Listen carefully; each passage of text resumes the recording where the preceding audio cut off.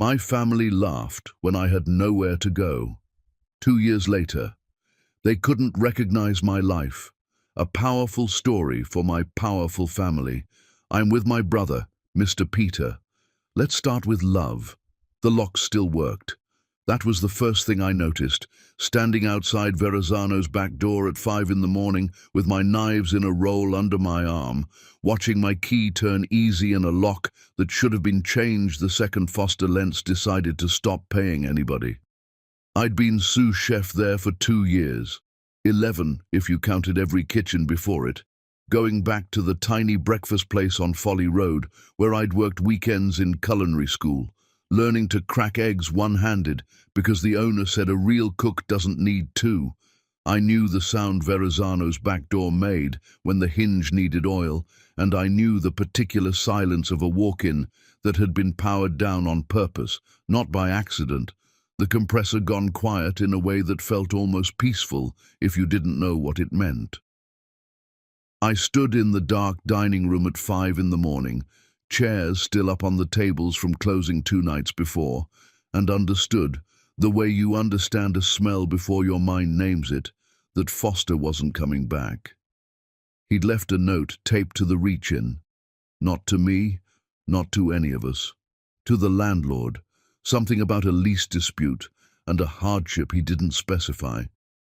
I read it anyway, standing there in my chef whites in an unheated dining room, and I felt less anger than I expected. Mostly I felt tired, the particular tiredness of watching something you'd given years to end on a Tuesday with nobody in the room to see it happen. Devon found me there 20 minutes later. He'd been my line cook for 3 years, the kind who showed up early without being asked, and he still had his bike helmet in his hand when he pushed through the front door and saw my face and understood before I said a word. He asked what we were supposed to do now, meaning the rent he owed, meaning the daughter he was putting through daycare over on Sires Avenue, and I didn't have an answer beyond the truth, which was that I'd been the one signing for the shrimp and the dairy those last 6 weeks, because somebody had to, and now that somebody was going to have to explain to the suppliers that the money wasn't coming from her either. He didn't blame me. He just stood there in the cold dining room, turning his helmet over in his hands. And I understood that whatever came next for me was going to come next for a dozen other people too, and none of us had chosen any of it. By 9 that morning, I had 4 voicemails from produce suppliers on Meeting Street asking about outstanding invoices, and 2 of them mentioned my name specifically because I was the one who'd signed the weekly orders those last 6 weeks. Back when Foster stopped showing up most days and somebody had to keep the kitchen running or 40 people were going to lose their jobs faster than they already were about to. I'd signed my own name because it was the only way the produce truck would still stop for us. Nobody told me that would follow me home. I called Camille that afternoon, sitting in my car outside the restaurant, because I couldn't make myself go back inside the empty kitchen one more time. I called her not because I expected comfort, but because I didn't have anywhere else to put the sentence I needed to say out loud. I need somewhere to stay for a few weeks. She didn't say no right away. She said, "Well, what happened?"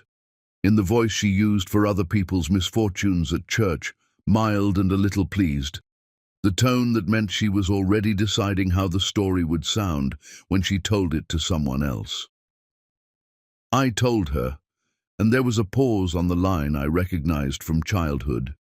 The pause where she decided how a piece of news reflected on her before she decided how it affected me. "Sunday dinner," she said finally. "We'll talk about it Sunday. No sense making decisions on the phone." I should have known better than to bring it up at the table, in front of Nadine and her husband Colby, with the good napkins out, because Colby's mother was visiting from Mount Pleasant that week, and Camille always set a better table when there was someone worth impressing. But I asked anyway, quietly, between the rice and the conversation about Colby's boat, whether I could use the garage apartment for a month while I found something. Nadine laughed first. Not cruelly, she would say later, just surprised. The kind of laugh that gets out before you catch it. The garage apartment, she said, like I'd suggested something absurd. Mama's had that full of Daddy's tools since March. You'd have to move his whole table saw. I could clear a corner, I said. I don't need much space. It's not really about the space, is it? Camille said, and set her fork down with the specific care she used when she wanted a gesture to be noticed. Verlaine, honey, you're 33 years old. You have to understand how this looks. You spent 11 years cooking in other people's kitchens instead of building something real, and now the one time it mattered, your name's on paper for money that isn't even yours. It kept the doors open, I said. It kept 30 people paid who would have lost their jobs 3 weeks earlier otherwise. It kept you exposed, she said, and there it was, the same sentence in a different coat, the one she'd been handing me since I was 19, and told her I was going to Johnson & Wales instead of the business program at the College of Charleston she'd already picked out for me, brochure and all. You could have done something real. Cooking's what you do until you find what you're actually for. I found what I'm for a long time ago, Mama. You found a hobby that ran you into the ground. Colby, oblivious or kind enough to pretend to be, chose that moment to ask if I'd ever cooked shrimp and grits professionally, said his mother would love that, and Nadine shot him a look across the table that told him to let it go, not because she disagreed with Camille, but because she wanted the subject closed before it got interesting to anyone but me. It was the same look she'd been giving people about me since we were girls, since the science fair project I built alone at 14, and she told our cousins I'd probably cheated, since the culinary school acceptance letter I'd read out loud at this same table and watched her leave the room before I finished the sentence. Nadine had never needed a specific reason to doubt me. Doubting me was simply the position she'd staked out early and never seen cause to abandon. Colby laughed at something Nadine said about the boat's new outboard motor a moment later. Subject safely changed, and the moment passed for everyone else at the table the way it always did, like a wave that only ever broke over me. I sat there with rice going cold on my plate and understood I wasn't going to ask again. Not that night, not soon. I left before dessert. Camille said from the doorway, not unkindly, that I was welcome to come back for a proper visit once I'd sorted myself out, and I said thank you, and I got in my car and drove without deciding where until I was on James Island, in the gravel lot behind a shuttered bait shop off Folly Road, tires crunching to a stop under a security light that buzzed like something dying. I want to say I cried. I didn't. Not that night. I made a list instead on the back of a produce invoice still folded in my bag, because making lists was the one thing that had never once failed to make me feel like a person with a plan instead of a person with a problem. Find a room. Find work, any work. Call the suppliers back and figure out what I actually owed versus what Foster owed and never paid. Don't call Camille again unless she calls first. I slept 3 nights in that parking lot, seat reclined, a rolled-up chef coat for a pillow. The bait shop owner, an old man named Purvis, who came by each morning before light to check his crab traps in the creek behind the lot, never said a word about it, though I know he saw me, because on the second morning there was a thermos of coffee sitting on my hood when I woke. No note, gone again by the time I thought to say thank you. On the 4th day, I found a weekly room above a laundromat near the crosstown, cash up front, no questions asked, the landlord more interested in the bills in my hand than anything about my history. I lay on a mattress that smelled faintly of someone else's cigarettes and listened to the traffic on Highway 17 through a window that didn't quite close, and I understood that whatever came next, it was going to have to be mine, built with my own 2 hands, in a way nothing before it had ever really been. I didn't know yet that the thing I'd needed my whole life wasn't a family that finally saw me clearly. It was a kitchen with my own name already on it, waiting for me to walk in and take it. I just knew, lying there that first night, that I was done asking people who'd already made up their minds about me to change them. Chapter 2. The room above the laundromat came with a hot plate, a window unit that rattled more than it cooled, and a view of a parking lot where the same 3 cars seemed to rotate through all day. By the second week, I'd learned the exact rhythm of the dryers below, the way the whole building shuddered a little every time the big commercial ones hit their spin cycle, a small violence I got used to fast, the way you get used to anything when the alternative is a car seat and a security light. Work was the harder problem. Every kitchen on the peninsula that mattered had heard about Verrazano's by then, the way kitchens always hear things, faster than the newspapers, faster than whatever the health department eventually filed. Nobody wanted to hire the sous chef with her name on unpaid invoices, not when there were a dozen line cooks looking for work who didn't come with a story attached. I applied at 6 restaurants in 10 days. 4 never called back at all. The 5th, a bistro on Broad Street I'd staged at years before, had a chef I half knew tell me over the phone, not unkindly, that he just couldn't have his suppliers asking questions right now, business being what it was. The 6th interviewed me for 20 minutes, asked good questions, seemed interested, and then didn't call, which somehow felt worse than a straight no.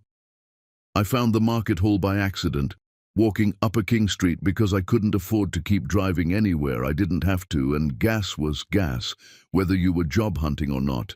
It used to be a warehouse, Bellinger Hall, the kind of building Charleston has 100 of scattered through the peninsula, brick gone soft-edged with a century of weather, iron hooks still bolted into the ceiling beams from whatever it used to store.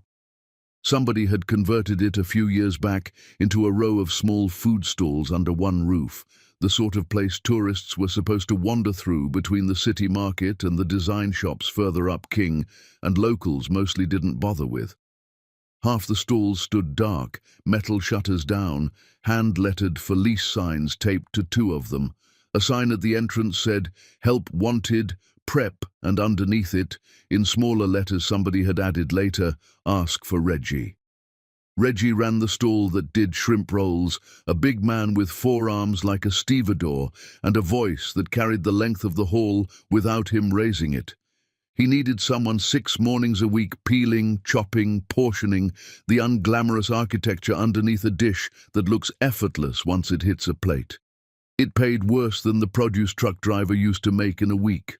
I took it anyway because it was work, and because the first morning I stood at that battered steel table with a knife in my hand again, doing something my hands actually knew how to do without my mind having to supervise every motion, I felt more like myself than I had in a month of being told what I wasn't.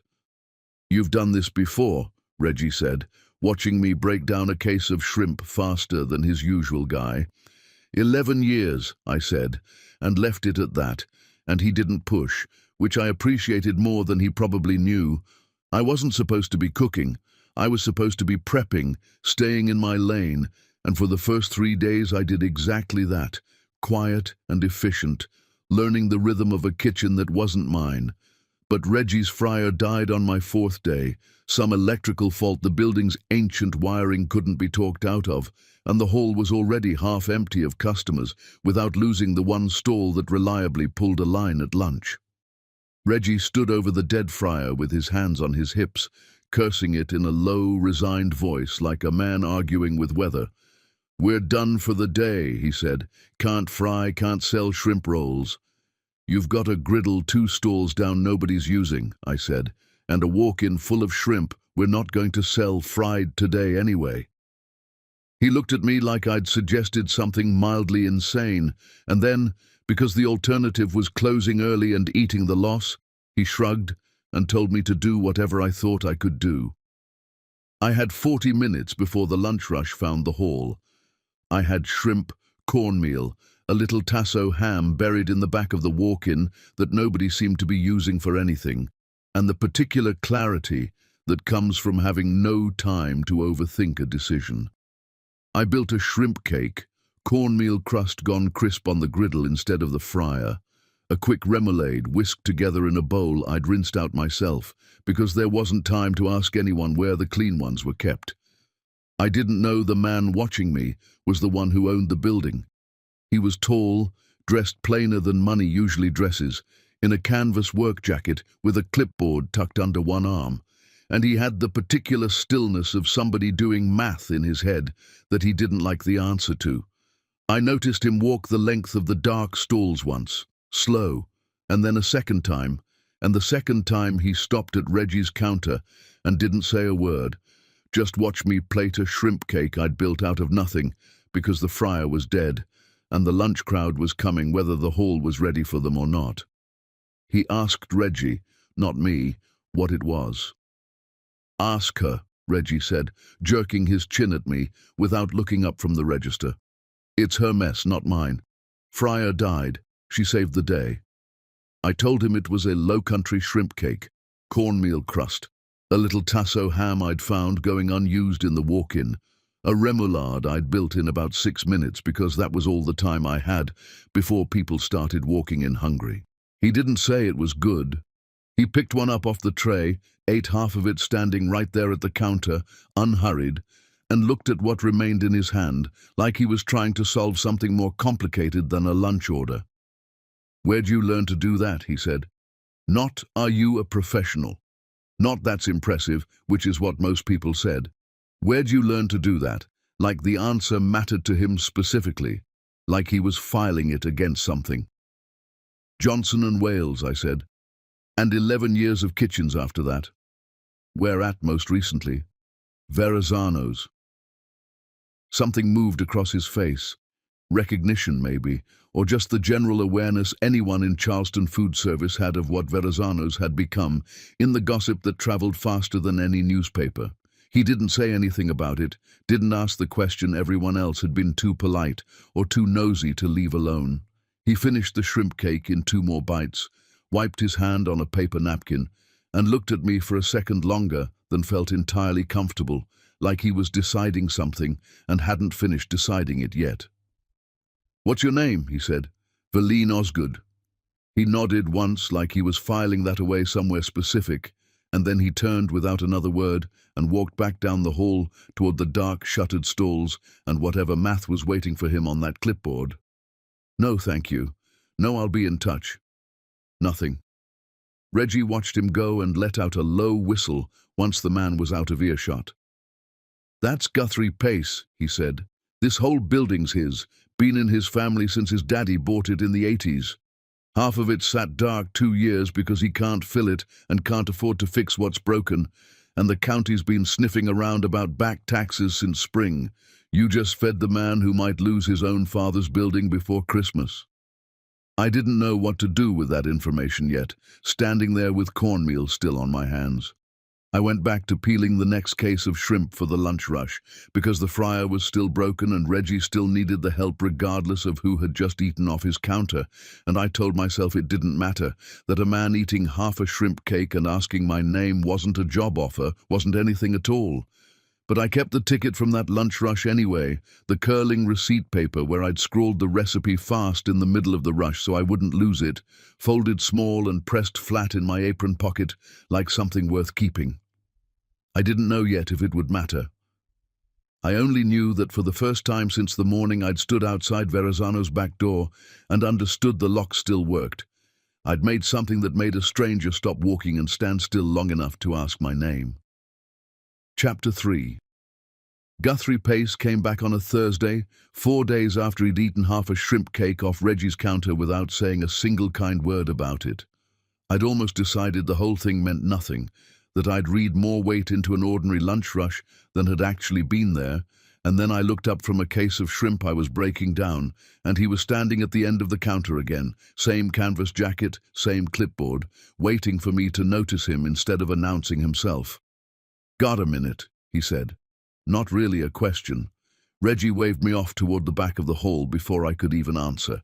The universal gesture of a boss who already suspects he's about to lose a good hire and has decided not to fight it. I wiped my hands on my apron and followed Guthrie past the shuttered stalls to a space at the center of the building I hadn't paid much attention to before, An open kitchen bay with stainless counters gone dull from disuse, a hood system overhead that still looked functional under the dust, a chalkboard nobody had written on in what looked like a year or more. This was supposed to be a demonstration kitchen, he said. Cooking classes, chef pop-ups, something to pull people past the produce stand and the coffee counter into the rest of the hall. Cost $11,000 to build out 2 years ago. Hasn't made a dime since, because nobody I've asked wants to run a program on a stall that doesn't have traffic yet, and the stall doesn't get traffic because nobody's running a program. So you want me to break that? 2 weeks, he said. Whatever menu you want, 3 days to start. I cover the ingredient cost up front. You keep 60% of whatever the stall brings in over those 2 weeks. I keep 40% for use of the space and equipment. If it doesn't work, we both know it by the end, and neither one of us is out more than we can afford to lose. I looked at the hood system, the dead chalkboard, the counters that needed a real scrub before anyone should be cooking on them, and I thought about the 6 restaurants that hadn't called me back, and the room above the laundromat, and the produce suppliers still leaving voicemails about money that wasn't mine to pay. 60% of an unproven stall wasn't much of a safety net, but it was a kitchen with my name on the schedule instead of somebody else's, and I hadn't had that in longer than I wanted to admit. I want 70, I said. You didn't build this out to sit empty, and if I make it work, you're getting a proven concept for the space you can rent out properly after I'm gone. That's worth more to you than the 40%. He didn't answer right away. He looked at me the same unhurried way he'd looked at the shrimp cake, like he was recalculating something. 65, he said. And you keep whatever you build. Recipes, systems, all of it stays yours if you walk after the 2 weeks. Deal. I'll need your food handler card and your ServSafe certification for the health department file before you touch that hood, he said, already turning to go. Business concluded as far as he was concerned. Hall's licensed for the space, but I'm not getting shut down over paperwork. I've had both since I was 22, I said. I don't let them lapse. He nodded once, the same filing away nod from the shrimp cake, and walked off toward the dark end of the building without another word, and I stood there in a kitchen that smelled like dust and old grease trap and felt something in my chest loosen slightly for the first time since Foster Lentz's note on the reach-in door. I gave Reggie 2 weeks' notice that same afternoon, which felt strange given I'd only worked for him 3 weeks total, and he laughed and told me not to be a stranger, said he'd be sending people my way himself if the demonstration kitchen actually pulled a crowd, since a rising tide in that hall lifted every half-empty stall in it. I believed him. Reggie wasn't the kind of man who said things he didn't mean, which I was starting to think might also be true of Guthrie Pace in a colder, more guarded way. Not everyone in the hall felt that generous about it. A woman named Cass, who ran the coffee counter near the entrance, made a point of stopping by while I was scrubbing the hood system that first weekend, arms crossed, watching me work like she was deciding whether to say something. Guthrie's given 3 people a shot at that kitchen in 2 years, she said finally. Cousin of a friend, a guy from a culinary competition show, some woman with a food truck he liked. None of them lasted a month. Just so you know what you're walking into. What happened to them? Menu too big for one person to run alone mostly, or they treated it like a hobby instead of a job. She looked at the hood, at the dish machine I'd already run through 3 empty cycles, at the notebook of prep lists on the counter. You're scrubbing grease trap on a Saturday nobody's paying you for yet. That's different, at least. I didn't take it as an insult. I took it as information, and I filed it away the same careful way I'd watched Guthrie file away my name, because a 4-item menu I could execute alone had been a deliberate choice, not a limitation, and I intended to prove it. I spent that whole first weekend scrubbing the demonstration kitchen down myself, degreasing the hood, running the dish machine through 3 empty cycles just to hear it work, because I wasn't going to open with equipment I hadn't personally verified. I wrote a menu on the back of another produce invoice, the same habit I'd had since the parking lot on James Island, 4 items only, things I could execute fast and consistently with 1 pair of hands. A shrimp and grits bowl built for speed, a fried green tomato sandwich with pimento cheese, a small batch red rice I could hold in a warmer without it going gummy, and the shrimp cake that had started this whole thing, cleaned up and made repeatable. Opening day, I had 11 customers. 8 of them were people who'd wandered over from Reggie's stall out of loyalty or curiosity, and I didn't mind that at all, because word of mouth has to start somewhere, and I'd rather it start with people who already trusted the hall a little. By the second day I had a line of 19, and by the fourth, a woman in scrubs from the medical district told me, waiting for her shrimp cake, that her co-worker had sent a photo around their break room, and half the floor was talking about coming down for lunch. I didn't know yet that the photo had made its way further than one hospital break room.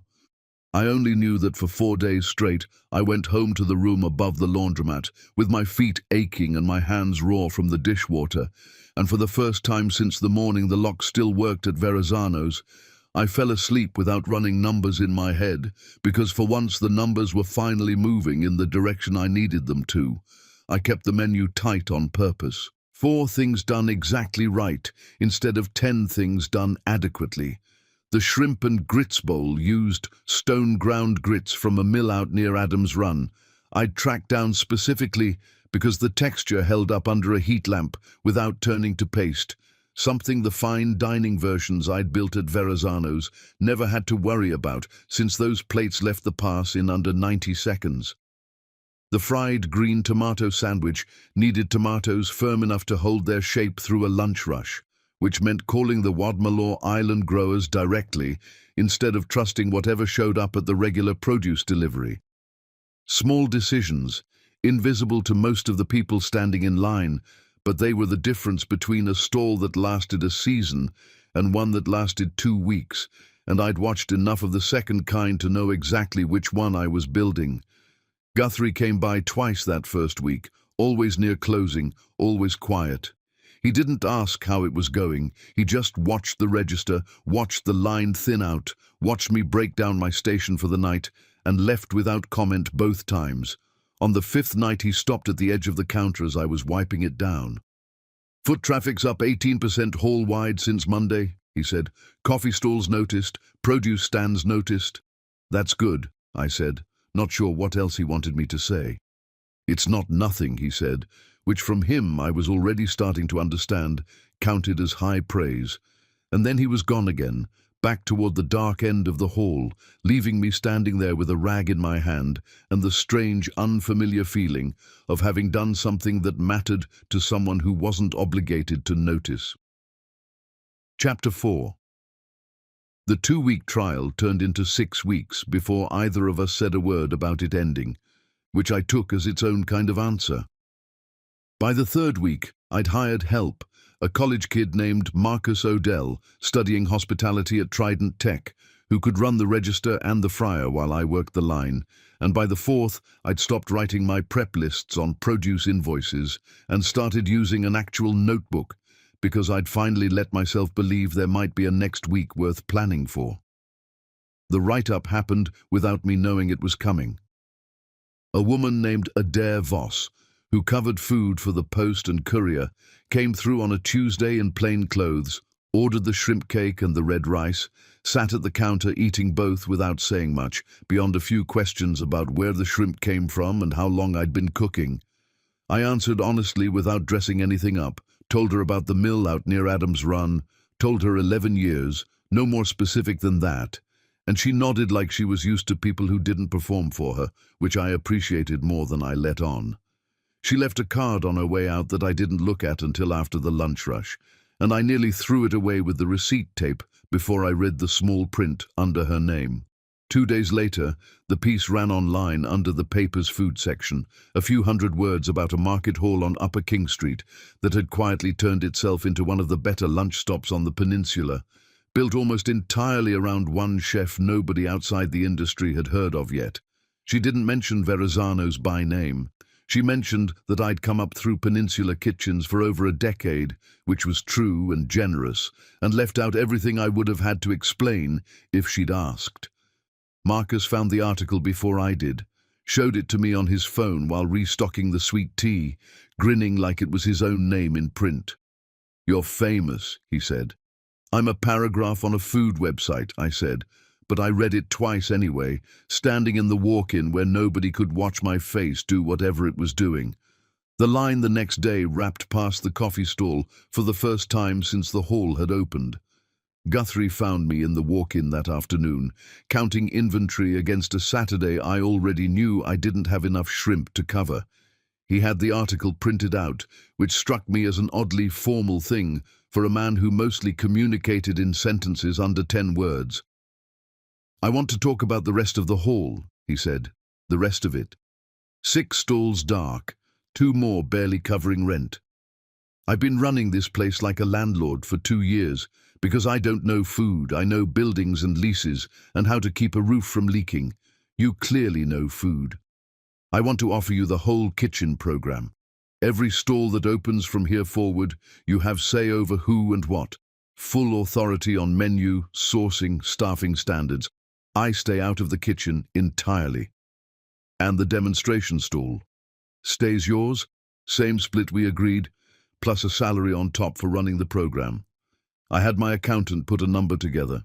He handed me a folded sheet of paper instead of saying it out loud, which I understood once I unfolded it as its own kind of respect, letting me react to the number in private instead of watching my face do it in front of him. The number was fair. Better than fair, given where I'd been 8 weeks earlier. But I'd learned enough from watching Foster Lentz run a kitchen into the ground to know that authority not written down clearly enough to survive a disagreement wasn't authority at all. It was a favor that could be taken back the first time we disagreed about something that mattered. "I want it in writing," I said, "not a handshake.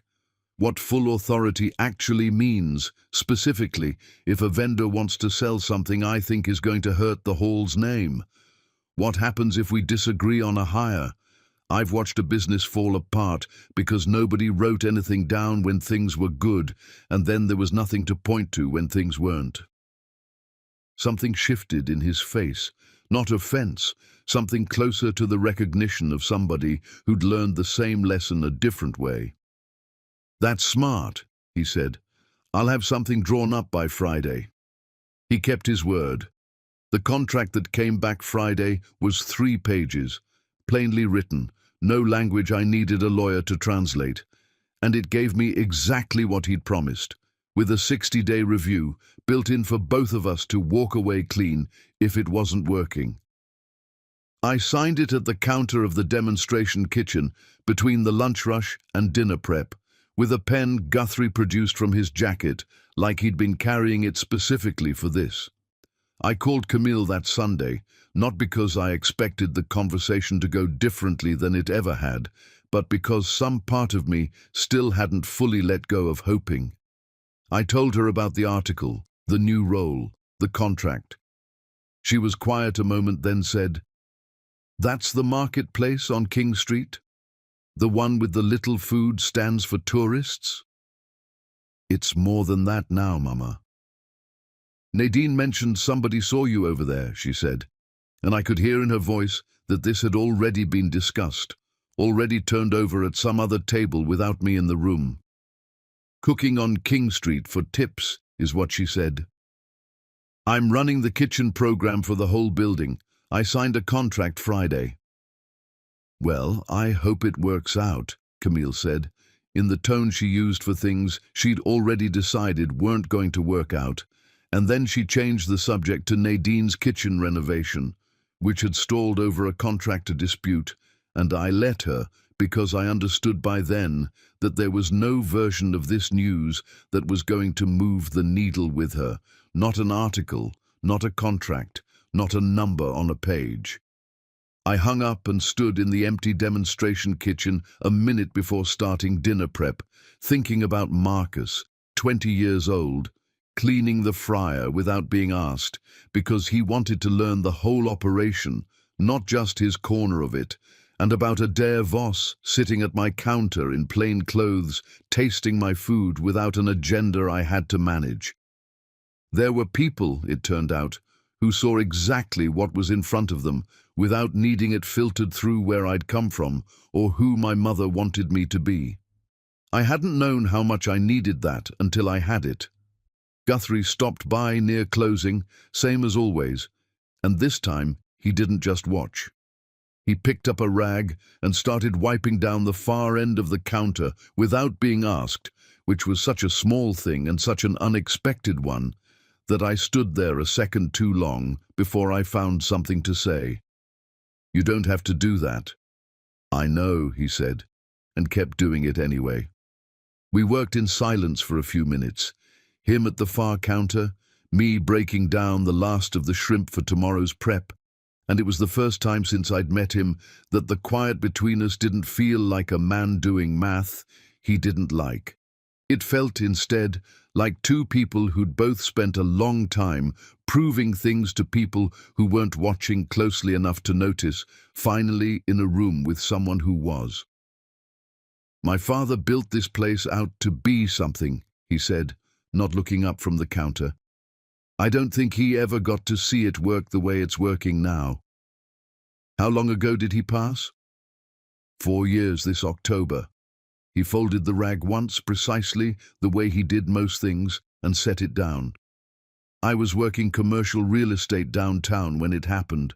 Good job, steady money, none of it felt like anything the day I found out. I gave notice inside a month and came here instead. And everybody I knew thought I'd lost my mind over a warehouse full of other people's leftover inventory." "Did you ever wonder if they were right?" "Every week for 2 years," he said. And something in the honesty of it, so plain and unguarded compared to everything else he'd let me see of him, made the empty kitchen feel smaller and warmer than it had a minute before. Less lately. It was the first personal thing he'd volunteered since I'd met him, and I understood, even as he said it, that it had cost him something to say it out loud, and that whatever came next between us was going to have to be built as carefully as everything else he did, with nothing handed over before it had been earned. Chapter 5. By early spring, I'd filled 4 of the 6 dark stalls. A baker named Corinne Ashby, who did laminated pastries nobody else on the peninsula was doing right. Croissants that shattered properly instead of just going soft. A barbecue pitmaster named Otha Sellers, who'd been running a smoker out of a trailer on John's Island and needed a real address to grow past it.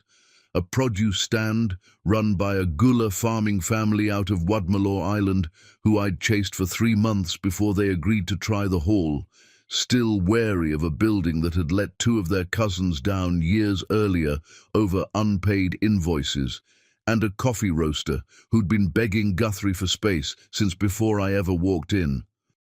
I turned down 11 other applicants for those 4 spots, which surprised people since the hall had been desperate for tenants a year earlier. I wasn't interested in filling square footage. I was interested in building something that held together, where every stall made the one next to it better, instead of just splitting the same foot traffic 4 ways. The way a good kitchen line works, when every station trusts the one beside it. Corinne moved product Otha's smoke drew in. Otha's regulars started buying produce on their way out, once the Wadmalaw stand went in across from him. None of it was accidental. I'd mapped the whole hall on a legal pad before I ever made an offer to a single one of them, thinking about foot traffic the way I used to think about a plate, every element earning its place next to the others. Guthrie let me do it without interference, exactly as promised, and it was during those months, watching him watch me build something out of a building he'd inherited and couldn't seem to fully claim as his own, that I started noticing the office. It sat at the far end of the hall, past the loading dock, a door with frosted glass and Pace and Son holdings still stenciled on it in gold letters gone thin with age. I noticed, the way you notice things about someone you're paying closer attention to than you mean to, that Guthrie walked past that door a dozen times a day and almost never went inside it, and when he did, it was fast, in and out in under 2 minutes, like a man holding his breath underwater. I asked Otha about it one afternoon, mostly out of curiosity, while we were going over his smoker's ventilation with the fire marshal's checklist between us. Otha had been renting space from Guthrie's father years back, before the old man passed, back when Otha still had the trailer on John's Island, and Emmett Pace used to let him park it behind the warehouse for free on weekends, because he liked the smell of the smoker drifting over the loading dock. Emmett built half this peninsula's cold storage in his day, Otha said. Warehouses, this building, 2 more down by the port. I know Guthrie told you the rest of it. The job downtown, walking away from it. What he probably didn't tell you is what it cost him past the salary. What do you mean? His sister Deborah. She wanted to sell the building the year Emmett died, said it wasn't worth saving, said Guthrie was throwing his own life away chasing a dead man's project. When he wouldn't budge, she pushed to sell her half regardless, and he bought her out instead rather than fight her on it in front of a lawyer. Emptied his own savings doing it, from what I hear, though he'd never say so himself. Hasn't spoken more than a Christmas card's worth of words to her since. I thought about that for the rest of the afternoon, the shape of a man who'd give up not just a stable career, but his own sister's goodwill to keep a promise nobody living had asked him to keep, and I understood the office a little better after that. Though I still didn't understand why he wouldn't go inside it for longer than 2 minutes at a stretch. I found out on a Tuesday in April, later than I should have, because I wasn't looking for it, I was looking for him. A county envelope had come to the hall's general mailbox, addressed to Pace and Son Holdings, and I'd carried it back toward his office out of simple courtesy, thinking nothing of it, and found the door open for once, Guthrie standing in the middle of a room stacked with unopened mail on every surface, an old roll-top desk buried under paper, a single manila folder open in his hands that he closed too quickly when he saw me in the doorway. "I can come back," I said. "It's fine." He didn't sound like it was fine. I set the county envelope on the one clear corner of the desk I could find, and I should have left it there. Instead, I looked at the stacks of unopened mail, at the particular quality of a man's stillness when he's caught doing something he'd rather nobody witness. And I asked the question outright because I'd spent my whole life around people who let things fester instead of naming them, and I'd promised myself somewhere around that James Island parking lot that I wasn't going to be one of them anymore, even second-hand. "How far behind are you?" I said. He didn't answer right away. He sat down slowly in the chair behind the desk, the kind of sitting a man does when his legs have decided the conversation is going to take a while whether he wants it to or not. 2 years on the county assessment, he said finally. I've been paying what I can, when I can, mostly from the hall's own revenue, which is why nothing's ever gotten fixed around here faster than it absolutely had to. There's a compliance letter in that stack from 8 months ago I still haven't opened, because I already know what it says. Why haven't you told anyone? Told who? Deborah already thinks I threw my career away on a building that wasn't worth saving. If I tell her I'm 2 years behind on the taxes for it, I'm proving her right 4 years late. He looked up at me, and there was something in his face I hadn't seen from him before, not the careful stillness, something raw underneath it. My father built this place with his own hands, Valine.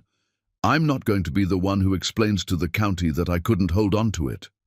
You held on to it enough to fill 4 dark stalls and hire a real kitchen program, I said. That's not nothing. That's not the same as losing it. It might be the same as losing it slowly instead of fast. I didn't have an answer for that right away because I understood something about it too well to argue with it cheaply. I knew what it cost to keep signing your name to something that wasn't fully yours to save, hoping the next week would be the one where the math finally worked. I'd done it for 6 weeks at Verrazano's, and it had cost me a family's laughter and 3 nights in a car. "Let me see the folder," I said. He hesitated, and then he slid it across the desk. The assessment was worse than I expected, and better than I'd feared, a number that would take real work to close, but wasn't the building-ending figure his silence had suggested. 2 years behind, penalties accruing, a compliance deadline that had already slid twice. But the hall's revenue, mine included now, was up enough over the past 6 months that a payment plan filed honestly with the county rather than ignored might actually hold. "You've been treating this like a secret to survive," I said, "when it's really just a number to manage. Those aren't the same problem." "Feels the same at 2 in the morning. I know. But you built a case for that assessor without meaning to.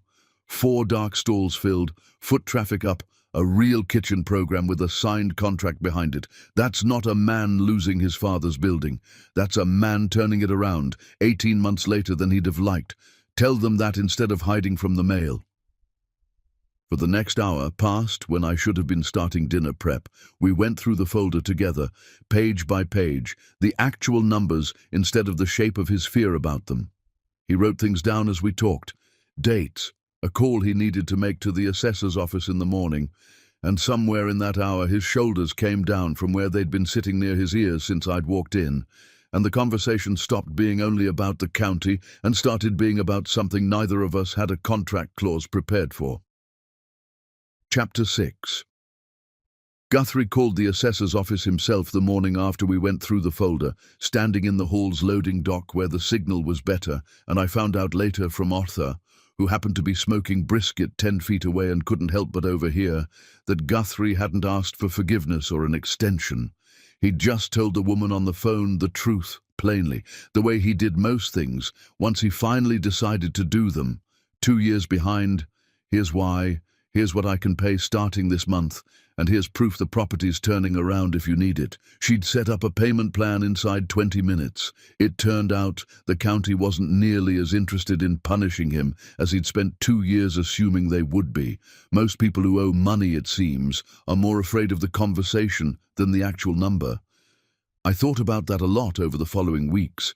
How much smaller a debt gets once you say it out loud to the person who's owed it, and it was somewhere in that thinking that I started drafting a pitch of my own, one I'd been circling without admitting it to myself since the first week the line wrapped past the coffee stall. I found Guthrie in the loading dock office on a Sunday, the hall closed, both of us there anyway, because neither of us had learned yet how to fully leave the building behind at the end of a day.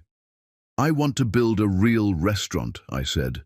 No preamble, because I'd learned that was how he preferred things handed to him. Not another stall. The 2 dark bays at the east end, combined into one space, 40 seats, full service, dinner and lunch. Under my own name, my own entity, not part of the kitchen program contract. You'd be my landlord on that piece, and I want you as an investor too if you're willing, but I want to own the majority of it myself. He didn't answer right away, which by then I knew meant he was actually considering it rather than dismissing it. "What would you call it?" he said finally, which wasn't the question I expected, but told me he was already picturing it as real. "Vesta," I said, "after my grandmother. She's the one who taught me to cook, standing on a stool at her stove on Line Street before I was tall enough to see over the counter without one. Nobody in my family since has thought much of where that led me. She would have." He nodded slowly, and something crossed his face that looked almost like envy, though I didn't understand why until much later. "Vesta," he repeated, like he was testing the shape of it. "I like it."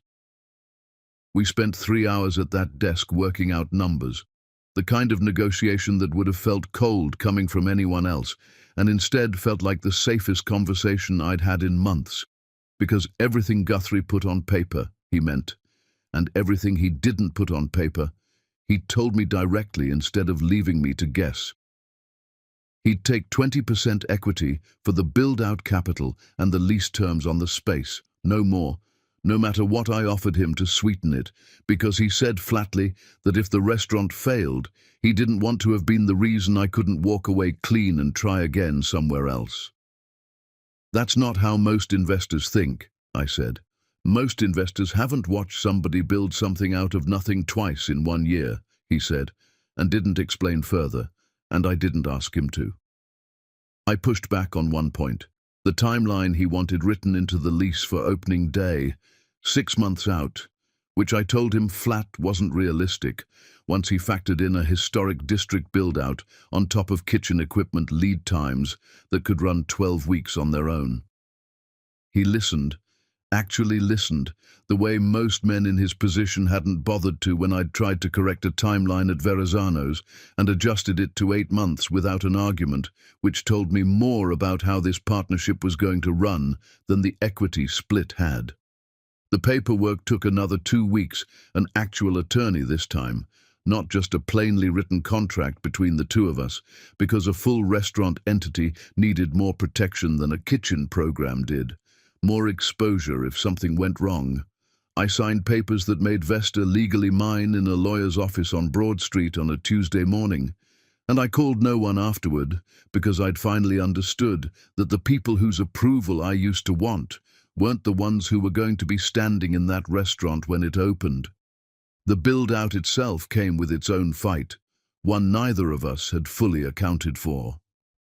Upper King sat inside the city's historic district, and the Board of Architectural Review wanted input on everything from the storefront signage to the type of brick we planned to expose on the interior wall, a process that ate 6 weeks I'd budgeted for 4, with 2 separate hearings I had to sit through in a conference room downtown, watching a panel debate the acceptable shade of a paint sample like it was a matter of civic survival.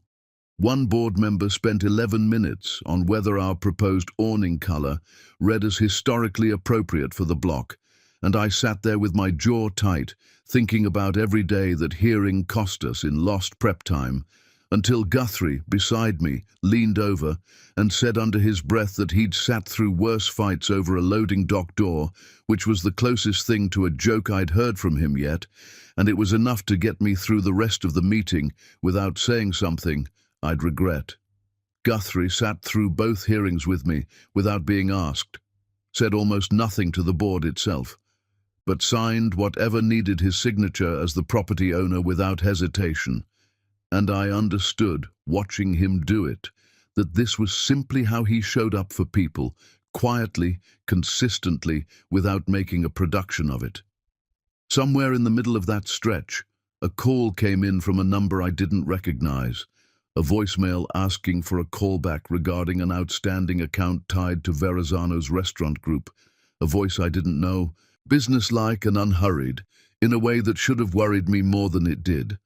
I deleted it without calling back, telling myself it was one more supplier chasing money that wasn't mine to pay, the same kind of call I'd been fielding on and off for the better part of a year. I had a restaurant to open. I didn't have room that week to give the voicemail the attention it was quietly asking for.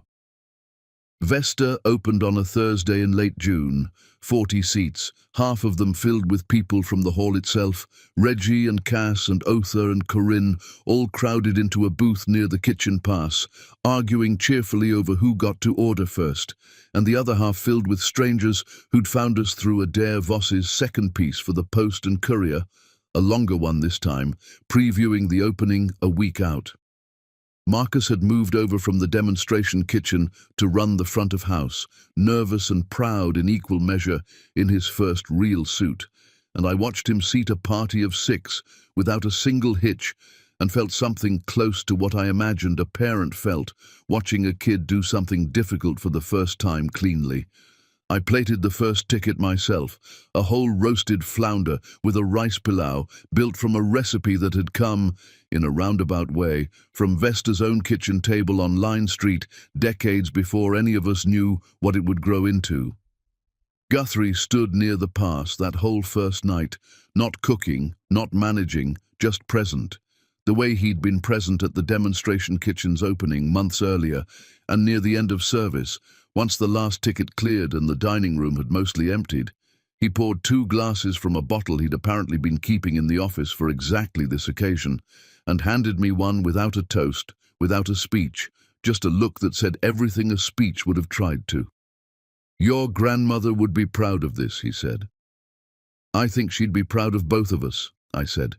And for the first time since the morning Foster Lentz's note had been waiting for me on a dead reach-in door, I let myself believe that might actually be true.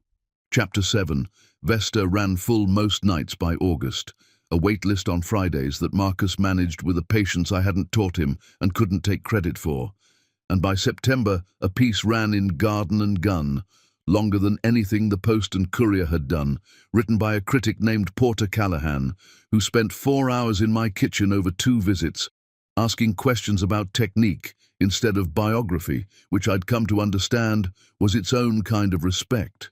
He wrote about the flounder, about a shrimp and grits variation I'd built specifically for the dinner menu using Benneseed instead of the usual cornmeal crust, about the room itself, exposed brick the historic board had fought me over for 6 weeks, and near the end of the piece, almost in passing, he mentioned that regional chefs of my caliber didn't stay unnoticed by the James Beard Foundation for long, and that Vesta would be one to watch when the semi-finalist list for Best Chef Southeast came out the following spring. I read that line 4 times before I let myself believe it wasn't just a writer being generous. Money followed attention the way it always does once a kitchen starts running at capacity, and by October I had enough saved for the first time in my adult life to put a real down payment on a house instead of another month's rent somewhere temporary. I found a single-story place on a narrow street in Canberra, small, in need of paint. With a kitchen I could already see myself gutting and rebuilding the way I'd rebuilt everything else that had come through my hands that year. I closed on it on a Tuesday alone at a title company on Broad Street and stood in the empty living room afterward for a long time before I called anyone, because I wanted to hold the feeling by myself first, uncomplicated by anyone else's reaction to it. Camille found out through Nadine, who'd apparently heard it through a friend whose husband worked at the title company, which was how most things eventually reached my mother, second-hand, and slightly warped by the time they got to her. She called within the week, warmer than she'd sounded in over a year, and asked, without my inviting her to, if she could come see the place. She showed up on a Saturday afternoon with a bottle of wine and a compliment for every room, admiring the crown moulding, the light in the kitchen, the little garden out back I hadn't touched yet, performing a kind of warmth I recognized from every Sunday dinner she'd ever hosted for people she wanted to impress. 2 of my new neighbors were out front working in their own yards, and Camille made a point of introducing herself to both of them, mentioning Vesta by name, mentioning the Garden and Gun piece like she'd read every word of it herself, instead of hearing about it from Nadine. It wasn't until the neighbors had gone back inside that her tone shifted, the 2 of us alone in the kitchen with the wine half finished. Nadine's renovation fell through, she said. The contractor wanted more money than they'd agreed to, and now the kitchen's half torn out, and Colby's talking about selling the house instead of finishing it. She's beside herself, Valine. I was hoping, since things are going so well for you now, that you might be able to help. Co-sign something with the bank, maybe, just to get them through this stretch. I set my glass down carefully, the same careful motion Camille herself used when she wanted a gesture noticed, though I don't think she caught the echo.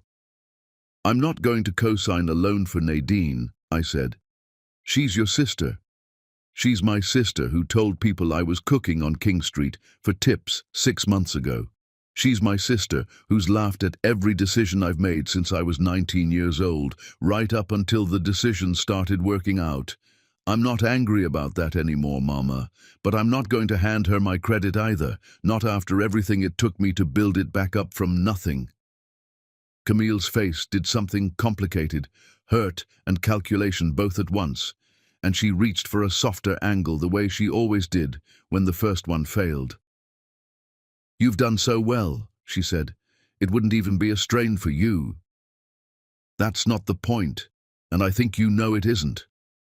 She left not long after that, the visit ending on politer terms than the words underneath it deserved. Both of us practiced enough by then at performing civility to manage the exit gracefully. I stood in my own kitchen once her car pulled away and felt something I hadn't expected to feel, not triumph, not even relief exactly, just a kind of settled certainty that I'd finally said a true thing to my mother instead of the thing I thought might finally earn her approval. I called Guthrie that evening, not about anything in particular, and told him about the visit anyway, because somewhere in the past year he'd become the person I told things to without deciding first whether they were worth telling. "You did the right thing," he said when I'd finished. "I know I did. It still doesn't feel good." "It's not supposed to feel good," he said. "It's supposed to feel true. Those aren't always the same thing at first." I sat with that for a long while after we hung up, in a house that was fully mine for the first time, in a life that 2 years earlier I couldn't have described to myself with any confidence it would ever exist, and I let myself believe cautiously that the hardest part might already be behind me. I was wrong about that, though I wouldn't understand how wrong for another 6 weeks. Chapter 8. The man came into Vesta on a Tuesday in February, early before the dinner rush, when the dining room still had that quiet, unhurried feel I liked best, servers doing side work, the kitchen prepping stock. He didn't sit. He asked Marcus if he could speak with the owner, and something in the flatness of his voice made Marcus come find me in the kitchen, instead of just pointing across the room the way he usually would have. His name was Elias Croft, and he handed me a business card before he said much else, the kind of card that listed a company name I didn't recognize and a title, principal, that told me nothing at all about what he actually did. "I buy distressed commercial debt," he said, once we were seated at the end of the bar, away from the few tables that had customers. "Restaurant supply accounts mostly, vendors who'd rather sell a bad debt at a discount than chase it themselves for years. I bought a package of accounts 18 months ago that included several suppliers to Verrazano's restaurant group." "I don't own that debt," I said. "I never did. I was an employee." "An employee who personally signed the last 6 weeks of purchase orders," he said, and slid a folder across the bar. Copies of invoices I recognized instantly, my own signature at the bottom of each one, the produce orders I'd signed to keep the kitchen running after Foster stopped showing up. Under South Carolina law, that can be read as a personal guarantee, depending on how the vendor's original terms were structured. I've had an attorney review these. There's a real argument that you're personally liable for a portion of this, somewhere in the neighborhood of $40,000. I felt something go cold and still in my chest, the same stillness I remembered from the morning I'd stood in Verrazano's dark dining room and understood the lock still worked. "Those orders kept your suppliers' accounts current for 6 weeks that they wouldn't have been otherwise," I said. "I paid every invoice I personally authorized. The unpaid balance is from before I ever started signing and from after I stopped, once Foster disappeared for good." "That may well be true. It'll take Discovery to sort out exactly which orders fall on which side of that line, and Discovery isn't free for either of us." He said it without heat, the way a man discusses weather he has no stake in. "I'll be direct with you, since it tends to save everyone time. I know you're up for a James Beard nomination this spring. I know a filed claim, even a weak one, becomes public record the moment it's filed, and becomes exactly the kind of story a food writer loves to dig into, right when a restaurant's trying to have its best year.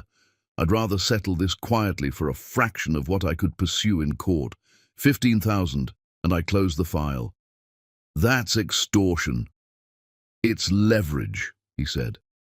"There's a difference legally, even if it doesn't feel like one sitting where you're sitting." He stood, buttoning his jacket, unhurried. "You have 2 weeks before the semi-finalist list comes out. Think about which version of that timeline you'd rather be living in." He left without ordering anything, without another word, and I sat at the bar for a long time after the door closed behind him, the folder of my own signatures still open in front of me, my hands steadier than I felt. I didn't tell Guthrie that night. I told myself it was because dinner service was starting and there wasn't time, which was true, but it wasn't the whole truth. The whole truth was that some old, well-worn part of me still believed that admitting trouble out loud made it more real, the same instinct that had kept Guthrie from opening his own mail for 2 years. And I recognized the shape of that fear clearly enough, standing in my own kitchen, to feel a flush of shame at how easily I'd fallen into it myself after telling him exactly the opposite 6 months earlier. The second blow landed 4 days later, and it wasn't mine at all. Guthrie called while I was doing inventory, his voice tighter than I'd heard it since the day I found him buried in unopened mail. The city's permitting office, reviewing the final construction sign-off for Vesta's build-out, had flagged the whole Bellinger Hall property for a full compliance review, not just the restaurant space, but every system in the building, triggered, as far as he could tell, by the sheer volume of new permits filed in one 12-month stretch. More activity than the property had seen in a decade, enough to draw the kind of scrutiny that a quiet, half-empty building never had. "They're sending an inspector through everything," he said. "Electrical, structural, fire suppression, all of it. If they find code violations from before my time, ones my father never brought current, it could freeze every permit I've got open, including yours." "When?" 3 weeks, maybe less. I stood in the walk-in with the phone against my ear, cases of shrimp stacked around me, and did the math without wanting to. 3 weeks put the compliance review almost exactly on top of the Beard semi-finalist announcement, almost exactly on top of whatever deadline Elias Croft had given me to decide which version of my own story I wanted to be living in. "We'll figure it out," I said, because it was the only thing I could offer him in that moment, and because some part of me still wasn't ready to tell him I was carrying a threat of my own, timed to land at the exact same hour as his. I hung up and stood there a long moment in the cold, surrounded by inventory I no longer had the concentration to count, and understood that whatever was coming next wasn't going to wait for either of us to be ready for it. Chapter 9. I didn't sleep much that night, turning Croft's card over on my nightstand like it might tell me something different in the dark than it had at the bar, and somewhere around 2 in the morning I understood exactly what was keeping me awake. And it wasn't the $40,000. It was the fact that I'd spent 6 months teaching Guthrie that hiding a problem only makes it heavier to carry, and I'd turned around and done the same thing to him inside of a week, the moment my own name was the one on the folder instead of his. I drove to the hall before the sun was up, before either of us had any business being there, and found him in the loading dock office exactly where I'd found him the first time, except this time the door was already open. "I need to tell you something," I said, "and I should have told you 4 days ago instead of letting you carry the compliance letter by yourself while I sat on this." I told him all of it, Croft, the folder, the $40,000 figure, the 2-week deadline, the $15,000 he wanted to make it disappear quietly before the Beard list came out. Guthrie listened without interrupting, the same stillness he'd had watching me plate a shrimp cake off Reggie's counter almost 2 years earlier, and when I finished, he didn't ask why I'd waited. He asked a different question entirely. "Do you have records from those 6 weeks? Anything beyond what he showed you?"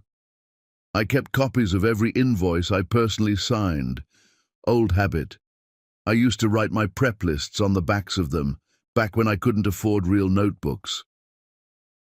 We spent that whole morning at his desk, dinner service still hours away, going through a shoebox of curling receipt paper I'd driven home to retrieve, cross-referencing dates against the folder Croft had left with me, and what emerged, slowly, invoice by invoice, was a clean line.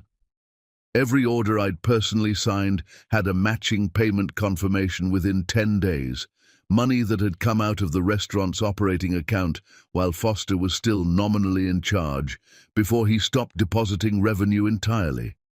The unpaid balance Croft was chasing belonged almost entirely to orders placed either before I started signing or after Foster vanished for good, and there was no one left authorizing anything, mine or otherwise.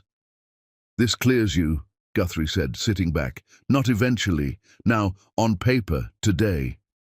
"It clears me from a debt I already knew I didn't owe," I said. "It doesn't stop him from filing anyway and making me spend 8 months and a lawyer's fee proving it in the meantime, right when the Beard list drops, right when your compliance review lands." He doesn't need to win. He just needs the story to exist for 2 weeks. Guthrie was quiet for a moment, turning that over. So, what do you want to do?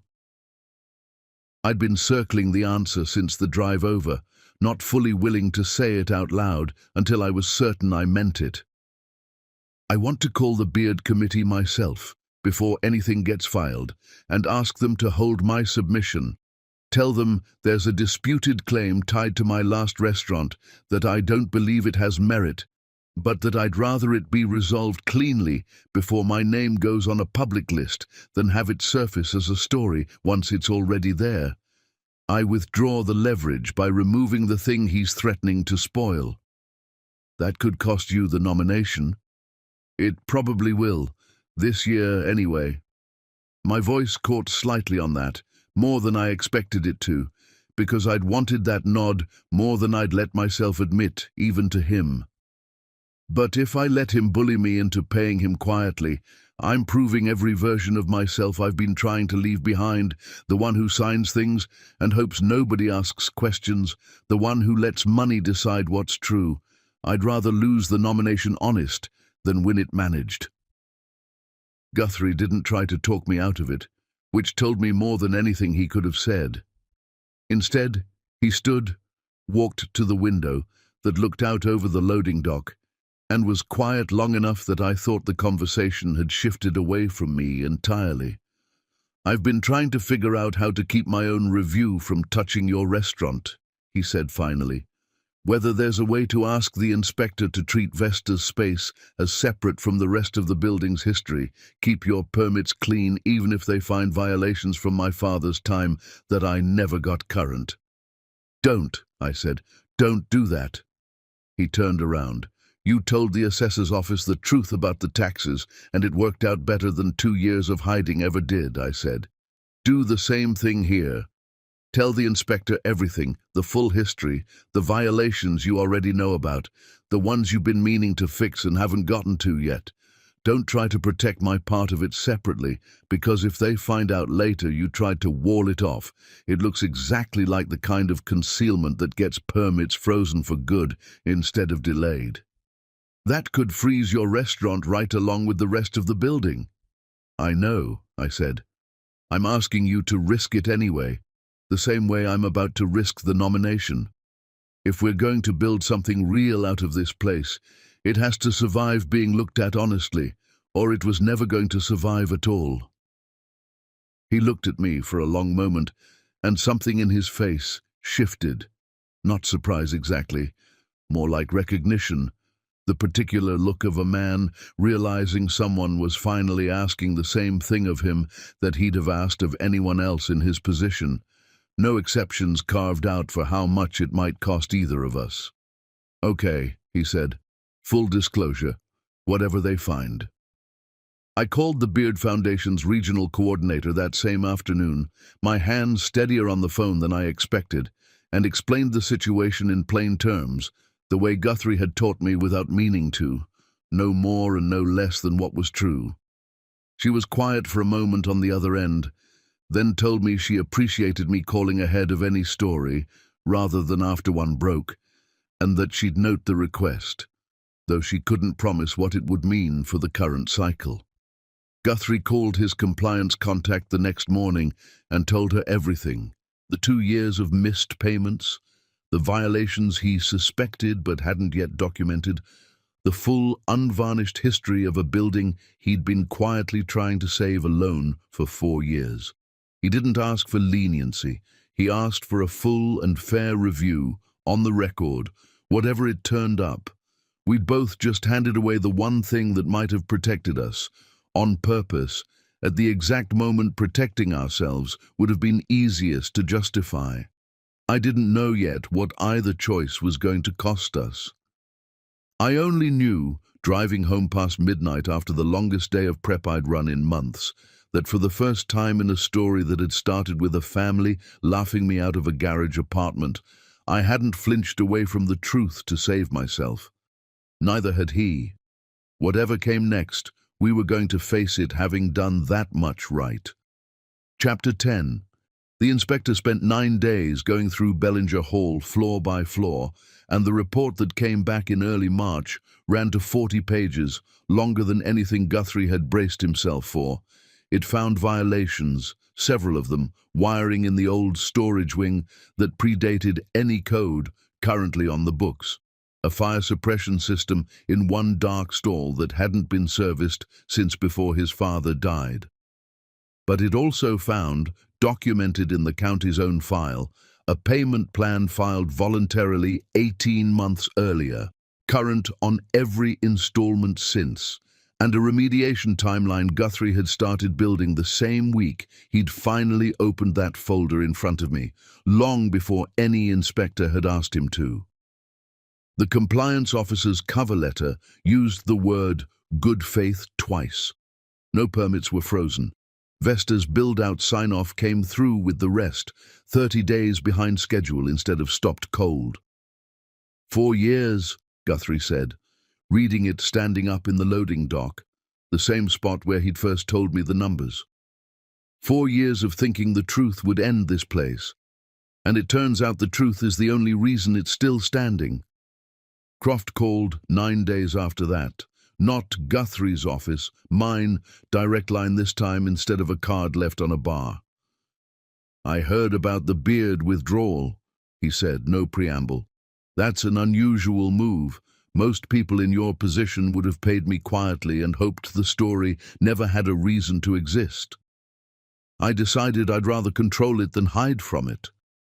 It's an effective strategy, I'll give you that. Removes most of my leverage in one phone call." He was quiet a moment, and I could hear, underneath the same flat professionalism, something that might have been respect, or might have just been a man doing arithmetic on whether a weak claim was worth pursuing against someone who'd already shown she wasn't afraid of the exposure he'd been counting on. "My attorney reviewed the payment records your side sent over. The line's cleaner than I initially assessed. I don't think a court finds $40,000 in this. Might find 4 on a generous day, and it isn't worth either of our time to litigate for 4. So where does that leave us?" "I'm closing the file," he said. "No settlement, no admission either direction. It wasn't personal, Miss Osgood. It rarely is in my line of work.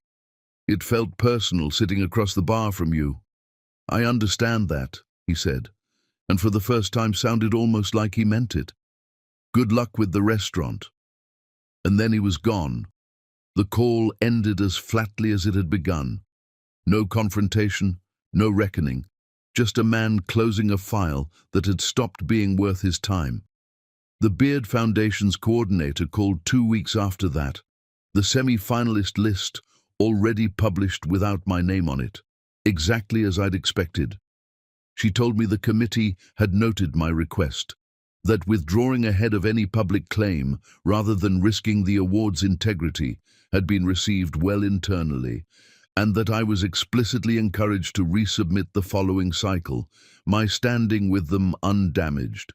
It wasn't the nomination. It wasn't nothing either. I sat with that phone call for a long while after it ended, grieving something I'd wanted badly and hadn't gotten, and understanding at the same time that I'd rather have this than the version where I'd paid Croft quietly and spent the rest of my life wondering if the nomination, had it come, would have been sitting on something rotten underneath it. Nadine texted me in April, brief, almost businesslike. She and Colby had sold the half-renovated house rather than finish it, taken a loss on it, and she'd started work at a dental office on Coleman Boulevard, front desk, nothing glamorous, her words, not mine.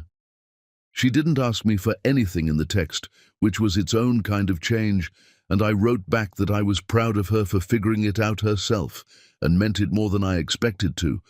Camille asked to come to Vesta in May, not the house this time, the restaurant itself, on a Thursday night she picked specifically, and I understood without her saying so that she wanted to see it running, not just hear about it second-hand through Nadine's grapevine anymore.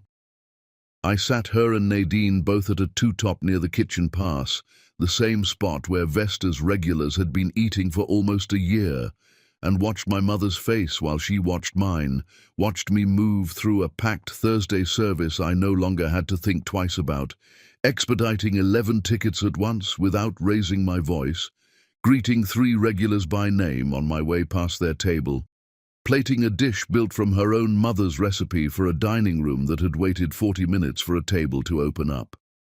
She didn't say much during service. It wasn't until the kitchen had cleared out, and I sat down across from her with 2 glasses of the same wine she'd brought to my house that fall, that she finally spoke. "I didn't understand what you were building," she said. "Even after the article, even after the house. I think I understood the words and not the thing itself, not until tonight, watching you run a room like that. I know, Mama. I laughed at you. That night at the table, I laughed." "You did?" She didn't offer an excuse for it, which surprised me more than an apology would have. "I don't know that I can explain why, beyond the fact that it was easier than being afraid for you. Laughing felt like control. Being afraid felt like admitting I didn't have any." She turned her glass slowly on the table, not quite meeting my eyes. "I'm not asking you to forgive that tonight. I don't think either of us is ready for that conversation yet. I just wanted you to know I finally see it, what it cost you to build this without us. It wasn't reconciliation, not the kind that ties a story off cleanly. It was smaller than that, and more honest, and I found I didn't need it to be more than what it was." "Thank you for saying that," I said. "That's enough for tonight." She left with Nadine a little after 11, and I stood on the sidewalk outside Vesta, watching their taillights disappear down King Street, 2 years almost to the week since a Sunday dinner where a garage full of my father's tools had mattered more than I did, and understood that the life I'd built hadn't been for their recognition at all, though it was strange and not unwelcome to finally have it anyway. Guthrie was still inside, closing out the register, and I found him there after the street had gone quiet, counting the night's receipts with the same careful attention he gave everything. "Good night," I said, meaning it as more than a report on the numbers. "Good night," he agreed, and then, setting the cash drawer down, added something he hadn't offered before. "I was engaged once. Before my father died, before any of this. Her name was Meredith. I got scared the business might fail, and I'd drag her down with it. And instead of telling her that, I just started pulling away a little at a time, until she got tired of chasing something that wasn't chasing her back. I never told anyone that part, told people the timing was wrong, the business was hard, easier stories than the true one. Why tell me now? Because I watched you choose the true story over the easy one twice this spring, with people who had a lot more power to hurt you than Meredith ever had over me.